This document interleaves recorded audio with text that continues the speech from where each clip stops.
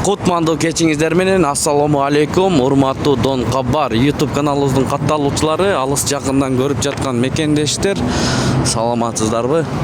Бүгүн 19 март 2025 жыл.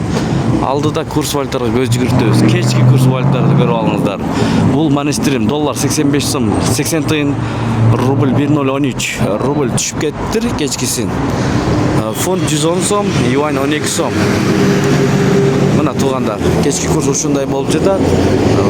Мурас акча алмаштыруу жайында доллар 85 сом 80 тыйын, евро 93 сом 50 тыйын, рубль 1012. Байыт түшүм банк ачык экен достор. Көргөзө кетели кандай болуп жатат. Бул жерде доллар 85 сом 50 тыйын, евро 93 сом, рубль 1010, сатып 1055. Өтө жогору сатып атат мынакей. Казак теңгеси 0.11,5 тыйын. Видеого лайк басып, каналга катталганды унутпаңыздар.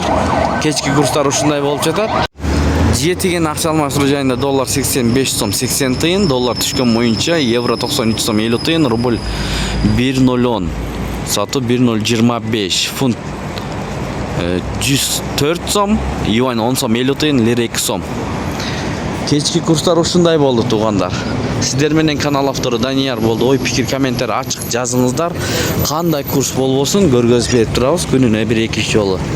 Андыктан бизди жоготуп албаш үчүн каналга катталып, видеого лайк басканды унутпаңыздар.